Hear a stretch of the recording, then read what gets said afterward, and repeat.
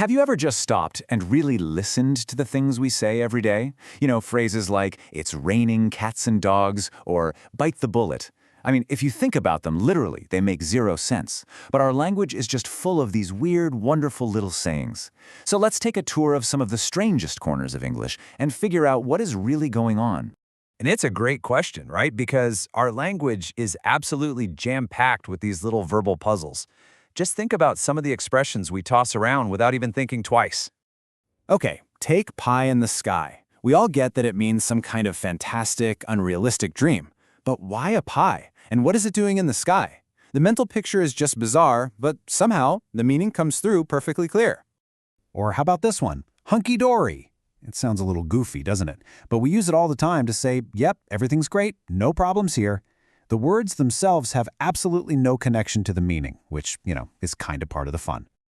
And then you've got the slippery slope. We're not talking about a real hill, obviously, but that powerful idea that one tiny misstep could lead to total disaster. You see, these phrases aren't just random. They often fall into these fascinating little categories. Let's start with how we use them to talk about simple actions. All right, first up, let's talk about action. You might think these weird sayings are just for big, abstract ideas, but some of our most common ones are actually all about simple, everyday movement.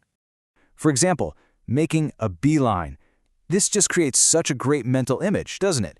You immediately picture a bee flying in a perfectly straight line right back to its hive. So when we use it, we're borrowing that whole idea of speed and unstoppable focus. You can just see it, right? The kid's on a single-minded mission to get that ice cream. That's really the magic of these phrases. They instantly paint a super vivid picture in your head. So from describing how people move, it's a short hop to describing who people are. Idioms are like a kind of personality shorthand, letting us sketch out a whole character in just a couple of words. Someone who's happy-go-lucky is just wonderfully carefree. They don't let things get to them. It's a really positive trait, although sometimes it can hint that maybe they're a little too relaxed about the important stuff. Yeah, an attitude like that can be totally infectious, right? It just puts everyone at ease. But of course, our little linguistic shortcuts are not always so nice. And this is where the details really matter. Think about the difference between calling someone a schlub versus a sap. A schlub is kind of clumsy, maybe a little sloppy. It's often said with a bit of pity. But a sap? A sap is someone who's gullible, someone you can easily trick. They sound similar, but they describe two totally different ways of being a bit foolish. So we have words to describe people. But what happens when those people don't exactly see eye to eye? Well, our language has a whole arsenal of phrases just for navigating conflict. Take these two, for example. To make your case is all about being on the offensive. You're presenting your arguments, laying out the evidence, like a lawyer. But to hold your ground, that's purely defensive. It comes from a military idea, right?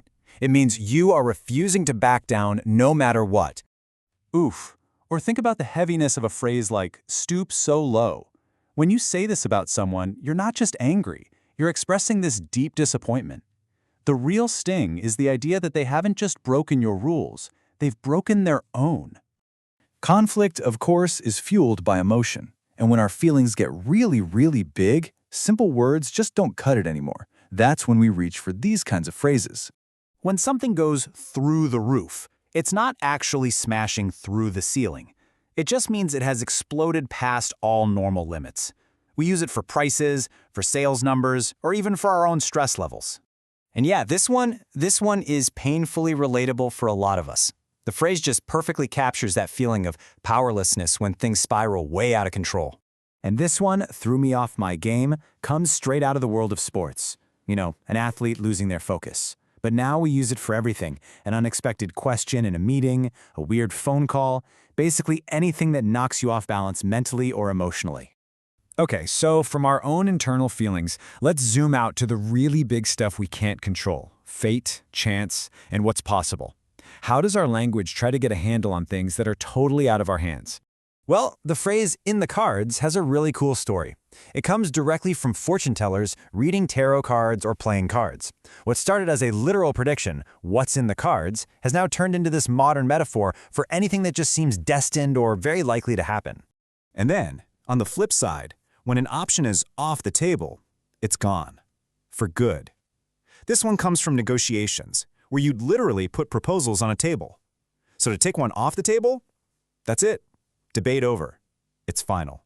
It's just such a clear, powerful way to say that a door has been slammed shut. That one little phrase can completely change the reality of a situation.